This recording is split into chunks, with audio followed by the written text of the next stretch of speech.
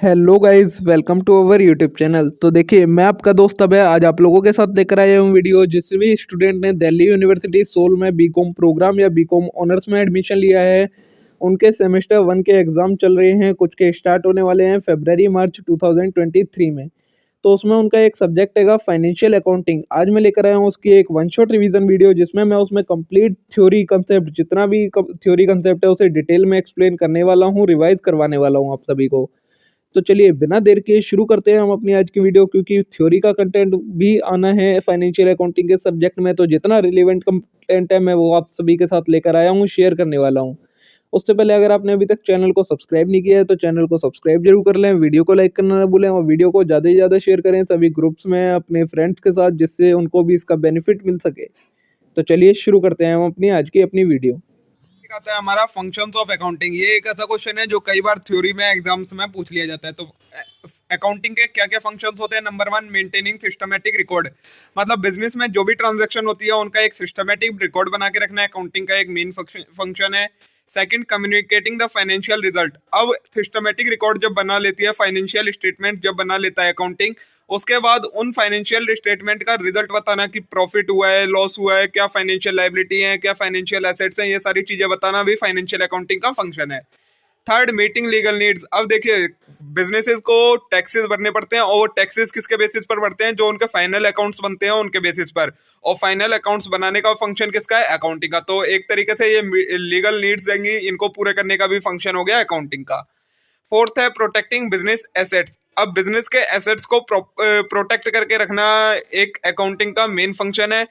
Protect कैसे करके रखते हैं? जब हमारे पास सारा रिकॉर्ड होता है कि हमारे पास कौन सा कितना एसेट्स है, कौन सी कितनी लाइबिलिटी है, तो हम उससे उसका सही से यूटिलाइजेशन कर पाएंगे। फिफ्थ है accounting assist the management in task of planning, controlling, coordination of business activity. Accounting किस चीज में हेल्प करती है? मैनेजमेंट को सभी इंफॉर्मेशन प्रोवाइड करके हेल्प करती है, प्लानिंग में, कंट्रोलिंग में, कोऑर्डिनेशन में, इन सारी चीजों में। सिक्स्थ है स्टीवर्डशिप और trusteeship. In case limited company, the management is interested with the resources of enterprise, the manager are expected to act true trustee of the fund and the accounting help them to achieve them. Limited liability company होती है, उनमें जो management है वो उसको trust होता है उसके एंटरप्राइजेस के रिसोर्सेज के ऊपर। मैनेजर को समझा जाता है कि ये जो भी डिसीजन लेगा एंटरप्राइज के एसेट से रिलेटेड वो सही होगा, तो इसमें उसकी हेल्प कौन करता है? अकाउंटिंग उसकी हेल्प करती है। सेवंथ है fixing responsibility. Accounting help in competition और calculation of profit of different department of an enterprise. Accounting से क्या होता है? जितने भी डिपार्टमेंट होते हैं एक ऑर्गेनाइजेशन के अंदर, उसका प्रॉफिट और लॉस के बारे में पता लगता है, जिससे हमें पता लग जाता है कि कौन सा डिपार्टमेंट अच्छा परफॉर्म कर रहा है और कौन सा डिपार्टमेंट अच्छा परफॉर्म नहीं कर रहा है। उसके अकॉर्डिंग हम उन पर रिस्पॉन्सिबिलिटी कम और ज्यादा कर सकते हैं। ठीक है, और कुछ फंक्शन दिए हैं, वो ये वही सारे फंक्शन है। Maintaining systematic record, communication the financial result, वही सारे जो हमने पढ़ लिए हैं वही फंक्शन हैंगे ये भी। ठीक है, अब नेक्स्ट है लिमिटेशंस क्या क्या होती हैं अकाउंटिंग की। तो लिमिटेशन में नंबर 1 है accounting information is expressed in terms of money. मतलब वही ट्रांजैक्शन अकाउंटिंग में रिकॉर्ड की जा सकती है जो कि मनी की टर्म में मेजर हो। नॉन मॉनेटरी ट्रांजैक्शंस को हम अकाउंट्स में रिकॉर्ड नहीं कर सकते। Second, fixed assets are recorded in accounting record at original code that is actual amount spent on them plus of course and incidental charge. In this way the effect of inflation is not taken into consideration. जो fixed assets होते हैं accounting में वो किस पर record किए जाते हैं? जो उनकी ओरिजिनल कॉस्ट होती है और उन पर जो थोड़ा बहुत खर्चा हुआ होता है उनके अकॉर्डिंग उनको रिकॉर्ड किया जाता है। उसमें कोई भी उनके इन्फ्लेशन या डिफ्लेशन से जो इफेक्ट पड़ा होगा उनकी कॉस्ट पर वो रिकॉर्ड नहीं होता है। ये भी एक इसकी लिमिटेशंस हो जाती है। थर्ड है accounting information is sometime based on estimates. Estimates are often inaccurate. जो अकाउंटिंग इन्फॉर्मेशन होती है उसमें कई बार क्या होता है, जो ये बेस होती है किस चीज पर बेस्ड होती है? ये एस्टिमेट्स और एजम्पशंस पर बेस्ड होती है। तो इसका एक ये हरदम अजम्पशन जो हम करते हैं वो एक्यूरेट नहीं होती, ये इसकी एक लिमिटेशन है। Fourth, accounting information can not be used as only test of managerial performance on basis of more profit. Accounting information को हम सिर्फ परफॉर्मेंस के बेसिस पर कि प्रॉफिट अच्छा हुआ है उसके अकॉर्डिंग जज नहीं कर सकते। Profit of a period of 1 year can readily be manipulated bye omitting such cost of advertisement. क्योंकि जो प्रॉफिट होता है उसको हम मैनिपुलेट कर सकते हैं। हम अपने एडवर्टीजमेंट वगैरह की कॉस्ट को कम दिखा देंगे तो हमारा प्रॉफिट ज़्यादा दिखने लगेगा। तो इस तरीके से ये भी एक लिमिटेशन हो जाती है। Fifth, accounting information is not neutral और अनबाइस्ड। मतलब जो अकाउंटिंग इन्फॉर्मेशन होती है वो बाइस्ड होती है, लोग उसे अपने अकॉर्डिंग चेंज कर देते हैं। Sixth, accounting like any other discipline has to follow certain principle which in certain cases are contradictory. Accounting को कुछ principles follow करने पड़ते हैं जो कि कई केसेस में कैसे हो जाते हैं, contradict principle हो जाते हैं, मतलब एक दूसरे से अगेंस्ट बता देते हैं ये प्रिंसिपल किसी भी स्टेटमेंट को। अब आगे आएगा हमारे पास परचेज बुक क्या होती है। तो परचेज बुक एक बुक होती है जिसमें हम सभी क्रेडिट परचेजेस को रिकॉर्ड करते हैं। इसमें कोई भी कैश परचेज नहीं आएगी और सिर्फ किसकी, गुड्स की परचेज जो होती है बिजनेस में कमोडिटीज की, उसकी परचेज को रिकॉर्ड करते हैं। कोई भी एसेट क्रेडिट परचेज हुआ हो वो सारी चीजें इसमें रिकॉर्ड नहीं करते। इसे हम और क्या बोलते हैं, बाउट बुक भी बोलते हैं, bought day book, purchase day book, invoice book, इन सब नामों से इसे जाना जाता है। ठीक है। परचेज बुक का देखिए आपके सामने फॉर्मेट है। एक कॉलम डेट का होता है, पर्टिकुलर्स का होता है, लेजर फॉलियो का एक कॉलम होता है, डिटेल्स होती हैं, दूसरे लास्ट वाले में फाइनल अमाउंट्स आती हैं। ये आपका फॉर्मेट होता है परचेज बुक बनाने का। इसमें सारी क्रेडिट परचेज रिकॉर्ड की जाती है, किसकी, गुड्स की। कोई भी एसेट की परचेज या फिर कोई भी कैश परचेज इसमें रिकॉर्ड नहीं की जाएगी। नेक्स्ट आता है आपका सेल्स बुक। सेल्स बुक क्या होती है, तो जितनी भी क्रेडिट सेल्स होती हैं वो इसमें इंक्लूड होती हैं। कोई भी एसेट की सेल्स या कैश सेल्स इसमें रिकॉर्ड नहीं की जाएगी। इसे हम day book, sold day book और सेल्स डे बुक के नाम से भी जानते हैं। देखिए ये फॉर्मेट है आपके सामने सेल्स बुक का, सेम वही फॉर्मेट है। डेट का column, particular, ledger folio, details और अमाउंट, ये कॉलम होते हैं सेल्स बुक में। परचेज रिटर्न बुक क्या होती है, तो परचेज रिटर्न बुक वो बुक होती है जिसमें हमारी अगर कोई परचेज जो हमने करी थी, कोई भी चीज खरीदी है, उसे जब हम वापस भेजते हैं तो उसे हम परचेज रिटर्न बुक में रिकॉर्ड करते हैं। These return are recorded in purchase return book. Return इसे हम और क्या नाम से जानते हैं, रिटर्न आउटवर्ड बुक भी कहते हैं इसे। ठीक है। सेल्स रिटर्न बुक क्या होती है, अगर हमने कोई सेल्स करी है और किसी कस्टमर ने उस सेल्स को वापस कर दिया तो वो सारी सेल्स इसमें सेल्स रिटर्न बुक में रिकॉर्ड की जाएंगी। इसे हम रिटर्न इनवर्ड बुक या के नाम से भी जानते हैं। फिर आती है हमारी बिल्स रिसीवेबल। बिल्स रिसीवेबल क्या होती है, usually the business firm record entry for bills receivable, but when they are receive a large number of bill during a year, bills receivable book is used for dealing with bill drawn. वैसे तो कोई अगर company को एक आधा bill मिलता है तो वो उसे जनरल्स में रिकॉर्ड करती है, लेकिन कई कंपनियां होती हैं जिनको कई सारे बिल मिलते हैं एक अकाउंटिंग पीरियड में, तो फिर वो उसे जनरल में रिकॉर्ड करना पॉसिबल नहीं हो पाता है। तो जितने भी बिल मिलते हैं फिर उसे बिल्स रिसीवेबल बुक में रिकॉर्ड किया जाता है। ये होती है बिल्स रिसीवेबल बुक। ऐसे ही होती है आपकी कैश बुक। अब कैश बुक क्या होती है, तो जितनी भी कैश ट्रांजेक्शन्स होती हैं बुक में उसे हम कैश बुक में रिकॉर्ड करते हैं। If every cash transaction was recorded in journal first, an enormous amount of clerical labor would be entailed in debiting or crediting cash account every time cash is received or paid. This labor could be avoided by keeping a separate cash book record or cash transaction. This makes the cash book most important other than subsidiary books of account. क्या होता है, एक business में cash की सबसे ज्यादा transaction होती है, छोटी से लेकर बड़ी से बड़ी ट्रांजैक्शन ज्यादातर कैश में होती है। तो उन सभी को जनरल में रिकॉर्ड करना बहुत ज़्यादा कॉम्प्लिकेटेड हो जाएगा। एक पर्सन को हमें सिर्फ कैश ट्रांजैक्शन ही रिकॉर्ड करने के लिए रखना पड़ेगा, फिर भी वो रिकॉर्ड नहीं हो पाती, इतनी लार्ज नंबर ऑफ ट्रांजैक्शन होती है कई बिजनेसों में। तो क्या करा जाता है, उन्हें रिकॉर्ड करने के लिए हम उसे डायरेक्ट कैश बुक में रिकॉर्ड करते हैं। तो कैश बुक एक तरीके से जनरल और लेजर दोनों का काम करती है। ठीक है। और इसे इसीलिए एक स्पेशल सब्सिडरी बुक में गिना जाता है। It's sometime asked, is cash book a subsidiary book और अकाउंट और अ पार्ट ऑफ लेजर। कई बार क्वेश्चन पूछा जाता है कि सब्सिडरी बुक है, कैश बुक या लेजर है। तो cash book is generally treated as book of original entry. इसे हम बुक ऑफ ओरिजिनल एंट्री कहते हैं, because all entry pertain to cash transaction are recorded direct into it. क्योंकि जितनी भी कैश ट्रांजेक्शन होती हैं वो डायरेक्टली इसी में रिकॉर्ड की जाती है। No other subsidiary book is kept for recording such transaction, but really speaking it is nothing else but a part of ledger bound separately. This is so because, लेकिन जो ये बुक होती है इसमें हम जनरल वाली सारी ट्रांजैक्शन डायरेक्टली रिकॉर्ड करते हैं, और ये एक तरीके से जो इसमें जो फॉर्मेट होता है वो लेजर वाला होता है। तो इसे दोनों का काम करती है ये फॉर्मेट। देखिए कैश बुक का ये फॉर्मेट होता है, इसमें डेट का कॉलम, पर्टिकुलर का, डिस्काउंट और अमाउंट। इसमें आप 3 कॉलम की भी बना सकते हैं, 2 कॉलम की, 3 कॉलम की, सिंगल कॉलम, ये 3 टाइप की कैश बुक आती हैं। तो डेट, पर्टिकुलर, डिस्काउंट और अमाउंट का डेबिट साइड में, और सेम डेट, पर्टिकुलर, डिस्काउंट और अमाउंट का क्रेडिट साइड में, ऐसे कॉलम बनते हैं। ये फॉर्मेट दिया है मैंने आपको। इसका हमेशा डेबिट बैलेंस होता है और लास्ट में क्रेडिट साइड में बैलेंस बचता है, balance carried down.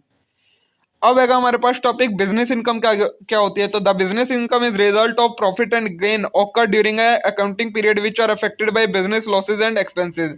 Business income वो होती है बिजनेस का जो भी प्रॉफिट और गेन हुआ है एक अकाउंटिंग पीरियड में, जिसमें से हम बिजनेस लॉसेज और एक्सपेंसेस को मीट आउट करते हैं, वो हमारी बिजनेस इनकम कहलाती है।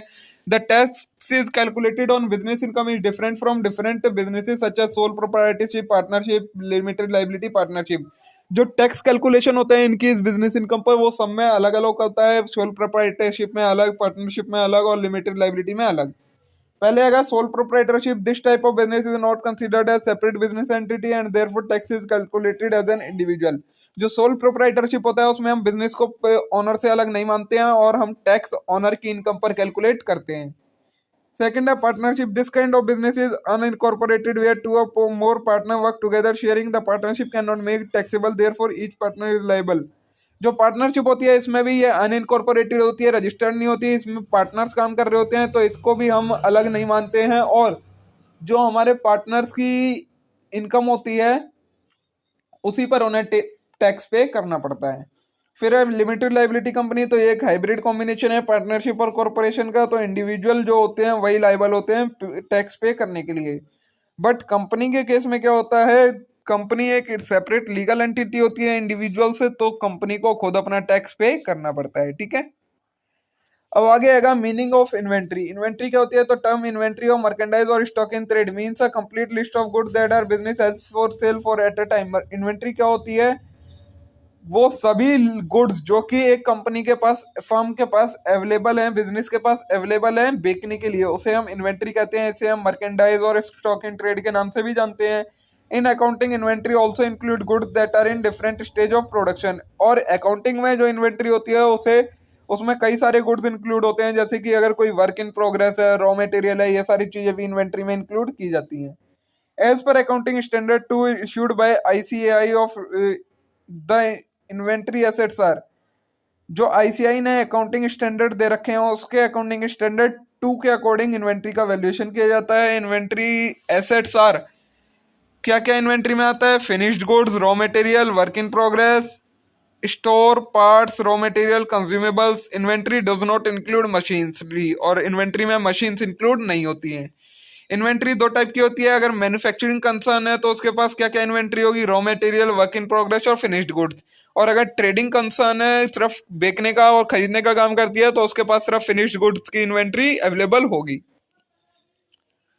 आगे, at the end of year each trading entity is required to find the closing balance of inventory which include raw material, inventory, work in progress, finished good and miscellaneous item. The value of closing stock is shown in credit side of trading account and the asset side of balance sheet. Therefore, it is necessary to know the value of inventory before preparing final account. चाहे कोई भी business entity हो, चाहे trading हो, चाहे manufacturing हो, सभी को अपनी क्लोजिंग इन्वेंट्री फाइंड आउट करनी ही पड़ती है, जिसमें क्या क्या closing stock of raw material, inventory, work in progress, finished good, ये सारी चीजें आ जाती हैं। जो क्लोजिंग स्टॉक है वो ट्रेडिंग अकाउंट के क्रेडिट साइड में दिखता है और बैलेंस शीट के एसेट साइड में दिखाई देता है, इसलिए इसको हमें फाइनल अकाउंट्स बैलेंस बनाने से पहले ही वैल्यू करना पड़ता है। The valuation in its inventory is necessary to determine true income earned by business. Valuation किस लिए necessary है, true income find करने के लिए जरूरी है। valuation to determine gross profit, cost of goods sold is compared with revenue for accounting period. gross profit find करने के लिए cost of goods sold को compare करा जाता है revenue के साथ। cost of goods sold हम कैसे कैलकुलेट करते हैं, तो cost of goods expenses में opening inventory plus purchase plus direct expenses less closing inventory करते हैं, तो हमारे पास आ जाती है cost of goods sold। अब inventory valuation will be a major impact on business determination if valuation are overstated और understated. Inventory valuation का business की इनकम पर एक बहुत बड़ा इंपैक्ट पड़ सकता है अगर वो ओवरस्टेट हो जाए या अंडरस्टेट हो जाए। तो जब क्लोजिंग स्टॉक ओवरस्टेट होता है तो नेट इनकम भी हमारी ओवरस्टेट हो जाती है, मतलब बढ़ जाती है। अगर ओपनिंग स्टॉक ओवरस्टेट है तो नेट इनकम डिक्रीज हो जाएगी, अंडरस्टेट हो जाएगी। अगर वो क्लोजिंग स्टॉक अंडरस्टेट है तो इनकम भी हमारी अंडरस्टेट होगी, और ओपनिंग स्टॉक अंडर स्टेट है तो इनकम हमारी ओवरस्टेट हो जाती है। अब देखिए, टू डिटरमाइन हमें इन्वेंट्री वैल्यूएशन की जरूरत किस किस लिए पड़ती है। तो number 1, to determine financial situation. Business की फाइनेंशियल सिचुएशन को करेक्टली फाइंड करने के लिए हमें इन्वेंट्री की वैल्यूएशन की जरूरत पड़ती है। नेक्स्ट है लिक्विडिटी एनालिसिस करने के लिए जरूरत पड़ती है। फोर्थ है स्टेटरी कॉम्प्लायंसेस, मतलब जो शेड्यूल 3 है बैलेंस शीट जिसके अकॉर्डिंग बनती है कंपनीज एक्ट का, उसमें इन्वेंट्री को दिखाना कंपलसरी होता है। अब आएगा basis principle of inventory valuation. Inventory को वैल्यूएशन करने के हमारे पास कुछ प्रिंसिपल है। तो अकाउंटिंग स्टैंडर्ड 2 के अकॉर्डिंग इन्वेंट्री का वैल्यूएशन किया जाता है। उसमें क्या कहा गया है कि चाहे कॉस्ट या नेट रियलाइजेबल वैल्यू जो कुछ भी लोअर होगी उसी पर इन्वेंट्री को वैल्यू किया जाएगा। ठीक है। अब कॉस्ट क्या होती है, तो amount of expenditure incurred on acquisition of goods. जब हमने गुड्स खरीदे थे तो हमने कितनी अमाउंट पे करी थी, वो होती है कॉस्ट। और नेट रियलाइजेबल वैल्यू क्या होती है, तो in ordinary course of business the estimated selling price is less the estimated cost of completion and estimated cost required to make this sale. An appraisal is made net realizable value of an item by item. However, in some circumstances, it approximate to grip similar or related object. Net realisable value क्या होती है, वो value जो अगर हम goods को अभी बेचे तो हमें जो वैल्यू मिलेगी वो कहलाती है नेट रियलाइजेबल वैल्यू। तो इनमें से कॉस्ट या नेट रियलाइजेबल वैल्यू में से जो भी कम होता है उसी पर इन्वेंट्री को वैल्यू किया जाता है। बेसिस देंगे इन्वेंट्री वैल्यूएशन के, यही वही आपको बता रखा है ऊपर ये। अब इन्वेंट्री को रिकॉर्ड करने के हमारे पास दो सिस्टम होते हैं, पेरियोडिक इन्वेंट्री सिस्टम और परपेचुअल इन्वेंट्री सिस्टम। तो पेरियोडिक सिस्टम क्या होता है ये देखना है हमें, और परपेचुअल सिस्टम क्या होता है ये देखना है। देखिए मैं डिफरेंस लेकर आया हूँ। सबसे पहले मीनिंग है, तो पेरियोडिक में this system is based on physical count. जब हम सभी क्वांटिटी का फिजिकली काउंट करें, उनको जा जाकर चेक करें कि किस चीज की कितनी क्वांटिटी अवेलेबल है, तो वो कहलाता है पेरियोडिक इन्वेंट्री सिस्टम। परपेचुअल क्या होता है, this system is based on continuous record. जब हम साथ के साथ जैसी कोई चीज आई वैसी रिकॉर्ड कर ली, जैसी कोई चीज गई गुड्स गए वैसी रिकॉर्ड कर लिए, तो इस तरीके से जब हम रिकॉर्ड करते हैं तो वो परपेचुअल कहलाता है। और पेरियोडिक क्या होता है, जब हम ईयर के एंडिंग में सभी चीजों को एक बार कैलकुलेट करें जाकर, वो कहलाता है periodic inventory system. Provide information about, तो पेरियोडिक वाला क्या इन्फॉर्मेशन प्रोवाइड करवाता है, इन्वेंट्री इज डायरेक्टली डिटरमाइंड और cost of sales is taken as residual figure. ये डायरेक्टली हमें इन्वेंट्री की वैल्यू बता देता है। और परपेचुअल में cost of sale directly determined और इन्वेंट्री को हम रेजिडुअल फिगर लेते हैं। जो परपेचुअल होता है उसमें क्या होता है, सेल्स की अमाउंट हमें डायरेक्टली पता लग जाती है, बट इन्वेंट्री की अमाउंट हमारी जो रेजिडुअल बैलेंसिंग फिगर होती है वो होती है। अब आएगा कॉस्ट, तो जो पेरियोडिक वाला होता है वो कम एक्सपेंसिव होता है क्योंकि हमें उसमें ज्यादा खर्चा नहीं करना पड़ता, बट जो परपेचुअल होता है उसका मेंटेनिंग का कॉस्ट ज्यादा हो जाती है। अब ये सारा ऐसी है एक्स्ट्रा, इसमें से आप जो जो इम्पोर्टेंट है वो पढ़ लीजिए। इम्पैक्ट ऑन बिजनेस और ऑपरेशन, बिजनेस पर क्या इम्पैक्ट पड़ता है, तो अगर हमें पेरियोडिक इन्वेंट्री वैल्यूएशन करना है तो बिजनेस को कुछ टाइम के लिए बंद करना पड़ेगा, बट जो परपेचुअल होता है उसमें बिजनेस को बंद करने की कोई जरूरत नहीं होती है। इन्वेंट्री कंट्रोल है, तो under this inventory control is not possible. Periodic में इन्वेंट्री का कंट्रोल नहीं हो पाता है, बट परपेचुअल में इन्वेंट्री पे कंट्रोल रहता है। अब मेथड है इन्वेंट्री वैल्यूएशन के, तो 4 मेथड हमारे पास गिवन है, specific identification method, FIFO method, LIFO method और weightage average method.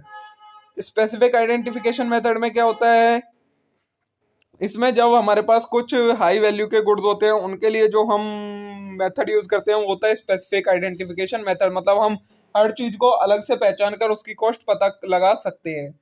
First in first out method में क्या होता है, मतलब जो चीज पहले आई है हम उसे पहले ही सेल करेंगे, ये होता है first in first out method. LIFO last in first out method क्या होता है, मतलब जो लास्ट में चीज आई है उसे सबसे पहले बेचेंगे, बाकी जो पहले की पड़ी है उसे पड़ी रहने देंगे, वो होता है लीफो।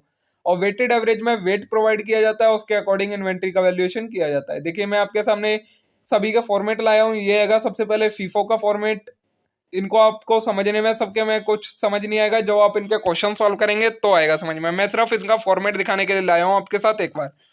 कैसे बनता है, डेट का कॉलम होता है, रिसिप्ट का, इशू का और बैलेंस का 3 मेन कॉलम होते हैं। मतलब रिसिप्ट मतलब परचेज जो करी है, सेल इशू मतलब सेल्स जो कर रहे हैं, और बैलेंस जो स्टॉक हमारे हाथ में है। अब इन तीनों के अंदर 3-3 कॉलम बनते हैं, एक यूनिट का, फिर दूसरा यूनिट पर यूनिट प्राइस का, और तीसरा टोटल अमाउंट का, ये कॉलम बनते हैं और इसमें हमें रिकॉर्ड करना पड़ता है ऐसे। ये लीफो वाले का है, सेम ही लग रहा होगा आप लोगों को। ये है वेटेड एवरेज मेथड का, ठीक है। अब है हमारे पास जो एनपीओ का चैप्टर है उसमें जो हमारा रिसिप्ट एंड पेमेंट अकाउंट होता है उसका फॉर्मेट क्या होता है। इसमें जो और इम्पोर्टेंट कोई क्वेश्चन नहीं लगा मेरे को, तो मैं वही इंपॉर्टेंट क्वेश्चन लेकर आया हूँ जो थ्योरी मार्क्स में कई बार एग्जाम्स में पूछ लिए जाते हैं। तो रिसिप्ट एंड पेमेंट अकाउंट का फॉर्मेट देखिए आप, ये फॉर्मेट होता है।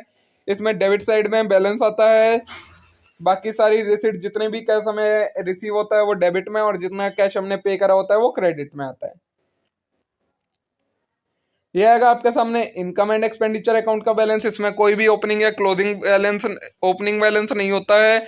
क्लोजिंग में हमें या तो सरप्लस मिलता है या डेफिसिट मिलता है, मतलब या तो प्रॉफिट मिलता है या लॉस मिलता है, ठीक है। डेबिट साइड में जितने भी एक्सपेंसेस होते हैं हमारे करंट ईयर के वो रिकॉर्ड होते हैं। क्रेडिट साइड में इनकम्स रिकॉर्ड होती हैं।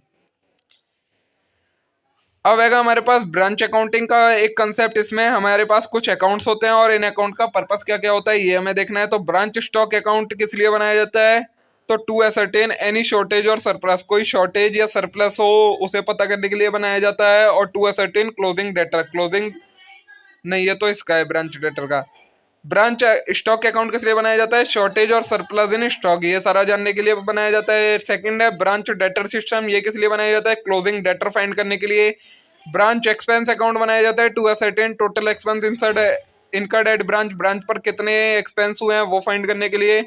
ब्रांच एडजस्टमेंट अकाउंट किस लिए बनाया जाता है? टू असरटेन ग्रॉस प्रॉफिट और ग्रॉस लॉस, जीपी और जीएल निकालने के लिए ब्रांच एडजस्टमेंट अकाउंट बनाया जाता है।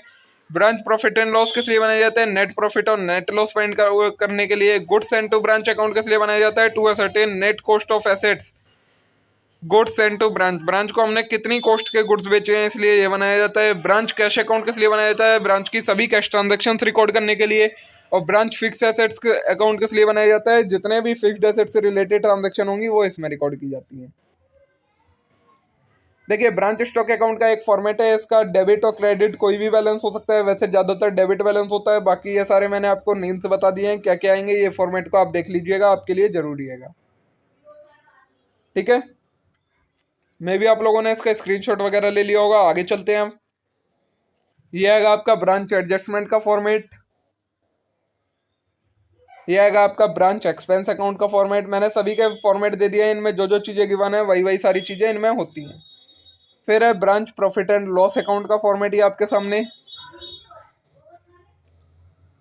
ये आएगा ब्रांच डेटर अकाउंट का फॉर्मेट आपका, ठीक है। और ये आएगा ब्रांच सेंड टू ब्रांच, अगर ब्रांच ने किसी ब्रांच को गुड्स भेजे हैं तो ये होता है उसका फॉर्मेट। मे भी आप लोगों ने इन सभी फॉर्मेट्स को देख लिया होगा, इनका स्क्रीनशॉट ले लिया होगा। अब देखते हैं डिपार्टमेंटल अकाउंटिंग और ब्रांच अकाउंटिंग जो हमारा चैप्टर है इन दोनों में डिफरेंस क्या है।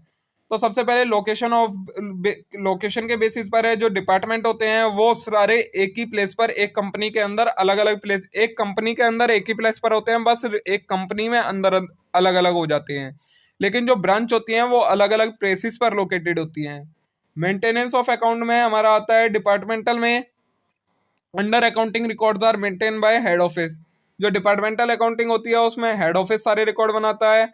और ब्रांच अकाउंटिंग में अंडर इंडिपेंडेंट ब्रांच सिस्टम, सभी ब्रांचें अपने अपने अलग रिकॉर्ड्स बनाती हैं। Allocation of expenses, departmental accounting में किसी कॉमन बेसिस पर एक्सपेंस दिए जाते हैं।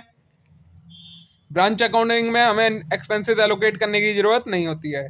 रिकंसिलेशन, तो डिपार्टमेंटल अकाउंटिंग में रिकंसिलेशन की जरूरत नहीं पड़ती है। ब्रांच अकाउंटिंग में उन्हें अपने हेड ऑफिस से सारे अकाउंट्स को रिकंसाइल करना पड़ता है। अब हमारे पास है लीजिंग वाले चैप्टर का कोई एक टॉपिक की एडवांटेजेस क्या क्या होते हैं लीजिंग के। तो नंबर 1 सेविंग ऑफ कैपिटल, कोई भी चीज हम लीज पर लेकर अपनी कैपिटल का एक्सपेंडिचर रोक सकते हैं। सेकंड अवेलेबिलिटी ऑफ कैपिटल, अगर हम खर्चा नहीं करेंगे कैपिटल का तो हमारे पास कैपिटल अवेलेबल रहेगी।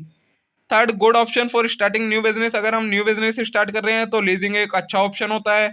Fourth ownership remain with lessor, ownership जो होती है गुड्स की वो लेसर के पास ही रहती है। फिफ्थ लेस फॉर्मेलिटीज, ज्यादा फॉर्मेलिटीज की जरूरत नहीं पड़ती लीजिंग में।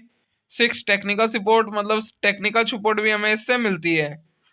सेवंथ गार्ड अगेंस्ट ऑब्सोलेंस, अगर जो हमारा खुद का एसेट होगा उसका ऑब्सोलेट होने का मतलब डेप्रिशिएट होने का चांस ज्यादा रहेगा, लेकिन इसका ऐसा कोई चांस नहीं रहता।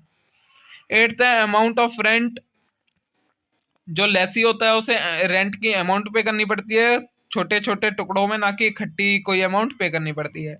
नाइन्थ है टैक्स बेनिफिट, मतलब बोथ लेसर और लेसी दोनों को इसमें टैक्स का बेनिफिट मिलता है।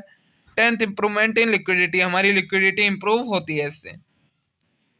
डिफरेंस है फाइनेंशियल लीज और ऑपरेटिंग लीज में। तो a lease is classified as finance lease if it transfer all the risk and reward incident to ownership of lessee, अगर कोई लीज है उसमें सभी रिस्क और रिवॉर्ड दोनों को ट्रांसफर कर दिया जाता है ओनरशिप के साथ साथ, तो वो हमारी फाइनेंशियल लीज कहलाती है। Operating lease if does not transfer all risk and reward, अगर सारे रिस्क और रिवॉर्ड्स को ट्रांसफर नहीं किया जाए तो वो ऑपरेटिंग लीज कहलाती है। ओनरशिप फाइनेंशियल लीज में at end of lease period provision as well as its ownership right get transferred. जो फाइनेंशियल लीज होती है उसमें ओनरशिप लास्ट में ट्रांसफर हो जाती है। ऑपरेटिंग लीज में जो एसेट होता है वो लेसर के पास ही रहता है। नेचर रहेगा finance lease is a sort of loan agreement. Finance lease एक टाइप का क्या है, लोन एग्रीमेंट है जिसमें लेसर जो है वो लोन प्रोवाइड करवाता है एक तरीके से। और ऑपरेटिंग लीज में ये किसकी तरह है, रेंटल एग्रीमेंट की तरह होती है operating lease. Maintenance and expense, the liability of repair maintenance किसकी होती है, लेसी की होती है, मतलब जिस पर्सन ने ली होती है फाइनेंशियल लीज के अंदर। बट ऑपरेटिंग लीज में लेसर को सभी रिस्क बियर करने पड़ते हैं। ड्यूरेशन, जो फाइनेंशियल लीज होती है वो लॉन्ग टर्म की होती है और जो ऑपरेटिंग लीज होती है वो हमारी शॉर्ट टर्म पीरियड की होती है। Flexibility, agreement terms and condition are flexible and subject to change. जो फाइनेंशियल लीज होती है उसकी टर्म्स एंड कंडीशन को एडजस्ट किया जा सकता है, और लेकिन जो ऑपरेटिंग लीज है वो इससे भी ज़्यादा फ्लेक्सिबल होती है। यही सारी चीज़ें इसमें आपको दी हैं। बाकी आगे आएगा हमारे पास जो कंप्यूटराइज्ड अकाउंटिंग है, उसमें से मैं भी कुछ टॉपिक लेकर आया हूँ, जैसे कि ऑब्जेक्टिव क्या होता है कंप्यूटराइज्ड अकाउंटिंग का। तो नंबर 1 स्पीड, कंप्यूटराइज्ड अकाउंटिंग से हमारी स्पीड बढ़ती है अकाउंटिंग करने की। सेकंड एक्यूरेसी, मतलब जो भी हम डाटा क्रिएट करते हैं वो एकदम एक्यूरेट होता है क्योंकि मशीन से किया गया है। थर्ड अप टू डेट, हमेशा अप टू डेट रहता है डाटा, कभी भी कोई प्रीवियस डाटा नहीं अपडेट होता। फोर्थ है backup of data is possible, अगर हम डाटा को बैकअप करना चाहें तो वो डाटा का बैकअप पॉसिबल रहता है। Fifth quick analysis of record, record को हम क्विकली एनालिसिस कर सकते हैं। ठीक है, तो देखिए दोस्तों इसी के साथ ये हमारे जितना भी थ्योरी पार्ट था फाइनेंशियल अकाउंटिंग का इंपॉर्टेंट पार्ट, वो मैंने सारा पार्ट कवर कर लिया आज की इस वीडियो में। मे भी ये वीडियो आप लोगों के लिए अच्छी रही होगी, आप लोगों को पसंद आई होगी, आप लोगों को यूजफुल लगी होगी। अब जैसा कि आप सभी को पता है आपका फाइनेंशियल अकाउंटिंग का एग्ज़ाम जो बीकॉम वाले हैं उनका तो 3 फरवरी को ही है, तो उन्हें ये हेल्प करने में बहुत मदद करेगी।